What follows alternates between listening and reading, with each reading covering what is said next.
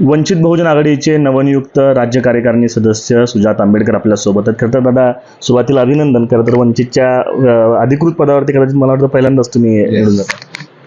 हां, म्हणजे आता पक्षाची जी अंतर्गत निवडणूक झालेली महाराष्ट्र कमिटी आणि प्रदेश अध्यक्षासाठी, त्याच्यामध्ये एक महाराष्ट्र सदस्यासाठी मी उभं होतो आणि महाराष्ट्राच्या तमाम वंचितच्या कार्यकर्त्यांनी बहुमताने मला निवडून दिले. त्याच्याबद्दल मी तुमच्या माध्यमातून वंचितच्या कार्यकर्त्यांचे धन्यवाद करतो.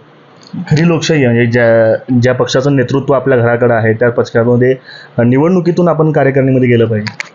हो, ही खरी लोकशाही असं मी मानतो. कारण तो माझ्या एकट्याचा प्रश्न किंवा सुजातला इलेक्शन लढायला लागते ह्याच्याहून मोठा प्रश्न असा होतो की आज महाराष्ट्राचं नेतृत्व कोण करणार, पक्ष कोण चालवणार, पक्षाचे प्रदेशाध्यक्ष कोण होणार, पक्षाची राज्य कार्यकारिणी कोण असेल. हा निर्णय बाळासाहेबांनी तळागाळातल्या कार्यकर्त्यांच्या हातामध्ये दिलाय की तुम्ही ठरवा की पक्षाचं भविष्याचं नेतृत्व कोण आहे आणि पक्षाचं भविष्यातलं लीडर कोण असणार आहेत आणि चळवळ कोणाच्या हातामध्ये असणार आहे.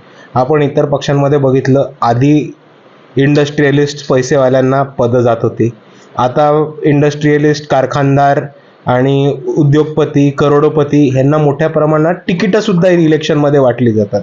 MLCचं जर आपण तिकीट वाटप बघितलं ह्या महाराष्ट्राच्या निवडणुकीमध्ये तर ते 90 ते 100% हे इंडस्ट्रियलिस्ट आणि पैसेवाल्यांनाच वाटले गेले होते सगळ्या मेनस्ट्रीम पक्षाचे. आणि जेव्हा अख्खं राजकारण पैशाच्या जोरावर किंवा सत्ता पैसा ही कसा घरात राहील ही परिस्थिती महाराष्ट्रात चालू असताना वंचित बहुजन आघाडीची जी भूमिका होती ही अंतर्गत लोकशाही घेऊन निवडणूक प्रक्रियेतनं महाराष्ट्र कमिटी आणि प्रदेशाध्यक्ष निवडून येते, ही एक खूप महत्त्वाची आणि महाराष्ट्राचं राजकारण बदलणारं पाऊल आहे असं मला वाटतं.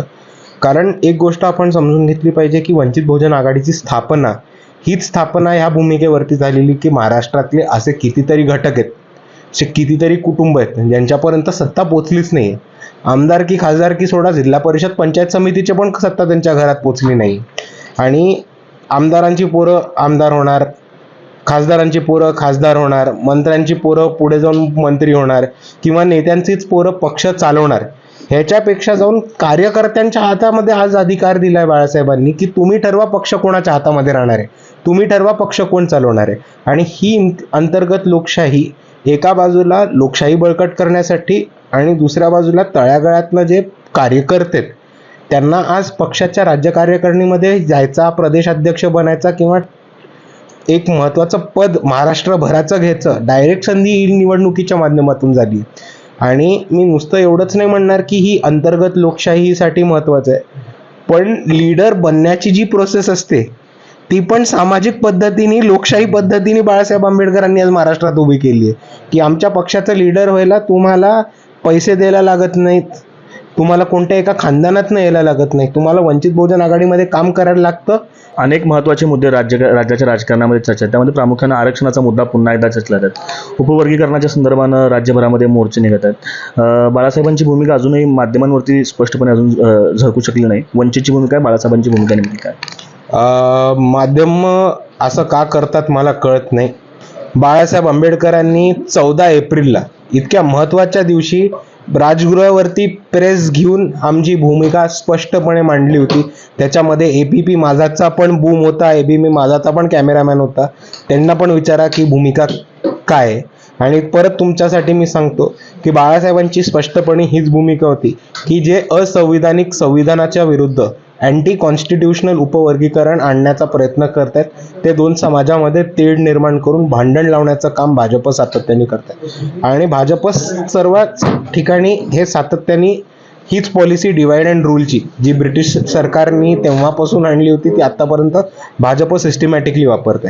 आपण जेव्हा बघितलं 2014 महाराष्ट्रामध्ये भारतामध्ये भाजपची सरकार आली, महाराष्ट्र आणि भारतामध्ये हिंदू मुस्लिमचे दंगे तेव्हापासून खूप मोठ्या प्रमाणात पेटले होते. 2023 पासून 22 पासून महाराष्ट्र OBC वर्सेस मराठा या आरक्षणाच्या प्रश्नावरनं जळतोय आणि ते दोन मुद्दे संपले नाहीत तर उपवर्गीकरून भाजपने अजून 2 समाजाच्या मध्ये भांडणं लावण्याचं काम केलंय. तर भाजपची ही पॉलिसी डिवाइड अँड रूल, 2 समाजाच्या मध्ये भांडणं लावणं, तिढा निर्माण करणं आणि त्याच्यामुळे सामाजिक सलोखा बिघडून समाज हा पेटता ठेवणं आणि त्या लागलेल्या आगीवरती स्वतःची राजकीय पोळी भाजणं हेच भाजपचं सातत्याने राजकारण राहिलं आणि ते आपल्याला हाणून पाडायची गरज आली.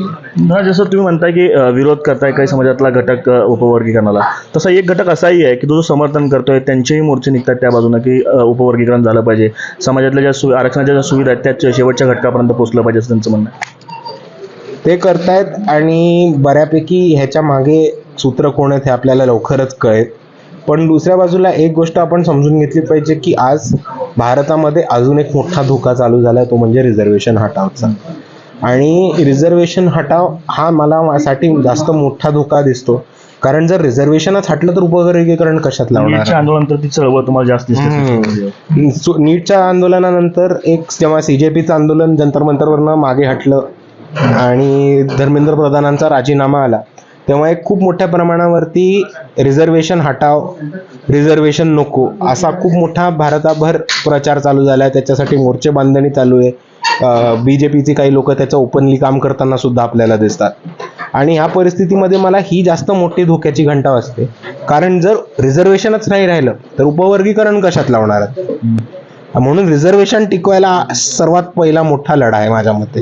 तिकडं CJPच्या आंदोलनाचा उल्लेख निघाला म्हणून तुम्ही असं म्हणालात की अभिजित दिपके हे RSSचे हस्तक आहेत किंवा RSSचे त्यांचे थेट उघडपणे संबंध असं म्हणत होतात तुम्ही, अजूनही त्या भूमिकेवर ठाम आहात? मी असं कुठेच नव्हतो म्हटलो, माझे शब्द ट्विस्ट नका करू. माझं नुसतं एवढंच म्हणणं होतं की अभिजित दिपकेंनी जे पुस्तक आणलं होतं ते पुस्तक बाबासाहेबांनी लिहिलं नव्हतं आणि ही वस्तुस्थिती आहे. बाबासाहेब आंबेडकरांनी कधीही ऑटोबायोग्राफी लिहिली नाही. त्यांचं ऑटोबायोग्राफीच्या सगळ्यात जवळचं जे लिखाण होतं ते एका बाजूला त्याचं नाव होतं वेटिंग फॉर अ विसा, दुसऱ्या बाजूला आपण बघितलं तर जे पुस्तक अभिजित दादांच्या हातामध्ये होतं ते पुस्तक ज्या पब्लिकेशनचं होतं ते पब्लिकेशन RSSचं. तर मी कोणता आरोप केला नाही, मी 2 फॅक्ट्स मांडले. त्याच्या पुढे मी पुढे जाऊन हे म्हटले CJP बद्दल माझं जर तुम्ही अख्खं वक्तव्य ऐकलं असेल तर मी म्हटले की आम्हाला जेव्हा केव्हा विद्यार्थी किंवा ह्या राजकीय 7-8 परिवाराच्या बाहेरचा माणूस जेव्हा एक राजकीय भूमिका घेऊन पुढे येतो, आम्हाला त्याला सपोर्ट करायचा आहे, आम्हाला त्यांना पाठिंबा द्यायचा आहे. पण तो सपोर्ट करायचा की नाही आणि पाठिंबा द्यायचा की नाही हे त्यांच्या भूमिकेशी संबंधित राहतं. आणि त्याच्यामध्ये मी छोटी गोष्ट अधोरेखित केलेली की अर्ध्या कमेंट्स ह्या CJPच्या पोस्ट खाली होत्या त्या ban reservations, remove reservations from NEET अशा प्रकारच्या होत्या. आणि आम्ही राजकारणामध्ये सत्ता किंवा पैसा कमवायला आलो नाही, आम्ही राजकारणामध्ये बाबासाहेब आंबेडकरांची आयडिओलॉजी रुजवायला आणि मिशन पुढे घेऊन जायला आलो. आणि कोणी त्या विचारांच्या विरुद्ध जात असेल तर आम्ही त्याच्याबरोबर जाऊ शकणार नाही, ही आमची ठाम भूमिका आहे. तर माझं स्टेटमेंट हेच होतं की आम्हाला CJPला सपोर्ट करायला आवडेल, पण आम्हाला तुमच्या भूमिका सांगा. आणि त्याच्यावरनं आम्ही 5-6 प्रश्न विचारले होते की आदिवासींची जी लँड ग्रॅबिंग होतं त्याच्याबद्दल तुमची भूमिका काय, मॅन्युअल स्कॅव्हेंजिंगमध्ये लोक जे मरतात, खास करून दलित लोक जे मरतात त्याच्याबद्दल तुमची भूमिका काय. इथे सगळे आंबेडकरवादी पक्ष असेल, म्हणजे तमिळनाडूचे VCK असतील, आझाद समाज पार्टी असेल, BSP असेल किंवा महाराष्ट्रात वंचित बहुजन आघाडी असेल, ह्या सगळ्यांना बी टीम म्हटलं जातं. आंबेडकरवादी पक्षांना बी टीम लावणाऱ्या लेबलबद्दल तुमचं म्हणणं काय, रिझर्वेशनबद्दल तुमचं म्हणणं काय. आणि या भूमिकेवरती जर उत्तर आलं तर पाठिंबा हा आमचा जाहीर होताच. आणि दुसऱ्या बाजूला आपण बघितलं की जंतर मंतरवरती जेव्हा अटॅक झाला तेव्हा दिल्लीमध्ये जेव्हा स्टुडंट्सवरती अटॅक झाला तेव्हा महाराष्ट्र बंद करण्याचं काम हे वंचित बहुजन आघाडीने केलं होतं. आणि महाराष्ट्रातनं पहिले नेते ज्यांनी जाऊन जंतर मंतरला जाऊन पाठिंबा दिला होता ते बाळासाहेब आंबेडकर होते. आणि मग त्याच्यानंतर महाराष्ट्रातल्या सगळ्या नेत्यांनी लाईट लावली होती. ते उत्तर मिळाले म्हणून बाळासाहेब गेलेत की अजून उत्तर मिळायची बाकी आहेत अभिजित दिपकेंकडून? उत्तरं कोणतीही प्रकारची मिळाली नाही आहेत. पण दुसऱ्या बाजूला स्टुडंट्सवरती जेव्हा एवढा मोठा अत्याचार होतो आणि स्टुडंट्सवरती लाठीचार्ज होतो तेव्हा तो फक्त प्रश्न एका राजीनाम्याचा किंवा एका आंदोलनाचा राहत नाही, तो लोकशाही टिकवून ठेवण्याचा आणि आपल्या देशाचं जे भविष्य आहे आणि जे तरुण आहेत ते म्हणजे आपले विद्यार्थी, त्यांच्यावरती एवढा मोठा हल्ला होतो, लाठीचार्ज होतो, टिअर गॅस होतो. आणि म्हणजे जर तुम्ही ते व्हिडिओज बघितले असतील तर तुम्हाला दिसेल की बरेच लोक युनिफॉर्म्सवरती नव्हते, पोलिसांचे नेम टॅग्स नव्हते, लाठ्यांना खिळे ठोकून पोरांना मारण्यात आलं होतं. तर हा जो अटॅक आहे तो अतिशय ब्रुटल आणि क्रूर अटॅक आहे विद्यार्थ्यांवरती, आणि त्याच्या विरुद्ध आम्ही नेहमी भूमिका घेऊ. दीपकेंबद्दलची भूमिका काय आता बदललेली आहे की जोपर्यंत या प्रश्नांची उत्तर मिळणार नाही तोपर्यंत तसंच राहणार? ते दीपकेंबद्दल नाही, ते कोणत्याही माणसाबरोबर ज्यांच्याबरोबर आम्ही एंगेज करू, तो जर रिझर्वेशनच्या विरोधात असला तर त्याच्याबरोबर आम्ही नाही जाऊ शकत. जो बाबासाहेब आंबेडकरांच्या विचाराबरोबर विरुद्ध असला तर त्यांच्याबरोबर नाही जाऊ शकत. जर ते मॅन्युअल स्कॅव्हेंजिंगचं समर्थन करत असतील, आदिवासींचं लँड ग्रॅबिंगचं समर्थन करत असतील, जर त्यांची ही भूमिका असेल की तृतीयपंथी, आदिवासी, बहुजन, मुसलमान, दलित, महिला यांना मोठ्या प्रमाणामध्ये राजकारणामध्ये प्रतिनिधित्व मिळायला नसेल पाहिजे, तर आम्ही त्यांच्या विरोधात असू. पण आमची भूमिका ठाम आहे. आम्ही आयडिओलॉजी बेस्ड राजकारण करतो आणि जे आमच्या आयडिओलॉजीच्या विरोधात आहेत त्यांच्याबरोबर जाण्याला आम्हाला प्रॉब्लेम्स आहेत. मराठा आरक्षण आणि ओबीसी आरक्षणचा पुन्हा एकदा मुद्दा राज्यात चर्चा होते. मनोज जरांगे पाटील रस्त्यावरती आहेत. लक्ष्मण हाके आज सोलापुरातून, तुम्ही सोलापुरात आहेत, सोलापुरातून पुन्हा एकदा त्यांनी मोर्चे बांधण्याला सुरुवात केली आहे. मराठा वर्सेस ओबीसी या राजकारणाकडे कशा पद्धतीने बघताय तुम्ही? वंचित बहुजन आघाडी ही एकमेव पक्ष ज्यांनी मराठा वर्सेस ओबीसी वरती भूमिका घेतली आहे. आणि बाळासाहेब आंबेडकरांचं तेव्हापासूनचं स्टँड होता की मराठा आरक्षण हे कसं आणायचं ह्याचा ब्लूप्रिंट बाळासाहेब आंबेडकरांकडे, आणि तो ब्लूप्रिंट असा आहे की मराठ्यांना आरक्षण मिळेल आणि ओबीसींच्या ताटाला हात न लागतं. हा एकमेव डिमांड वंचित बहुजन आघाडीची 2022 पासून सातत्याने आहे. आता जे सुरू आहे त्याकडं, आता जे सुरू ज्या पद्धतीने टीका सुरू आहे, एकमेकांवरती खालच्या शब्दात बोललं जात आहे, तरुण राजकारणी म्हणून याकडे कशा पद्धतीने बघतो? मी पॉलिसीवरती बोलेन, खालच्या ठिकाणवरती नाही. धन्यवाद दादा, खूप खूप खरं शुभेच्छा तुमच्या पुढच्या वाटचालीसाठी. तर सुजाता आंबेडकर पहिल्यांदाच वंचित बहुजन आघाडीच्या प्रदेश कार्यकारिणीवरती सदस्य म्हणून निवडून गेलेले आहेत. लोकशाही पद्धतीनं निवडणुकीनं त्यांना निवडून देण्यात आले आहेत. त्यांची जी मतं आहेत राजकारणाविषयी ते आपण जाणून घेण्याचा प्रयत्न या निमित्तानं केला. कॅमेरा पर्सन अयुब कादीसह आफताब शेख, एबीपी माझा, सोलापूर. एबीपी माझा, उघडा डोळे बघा नीट.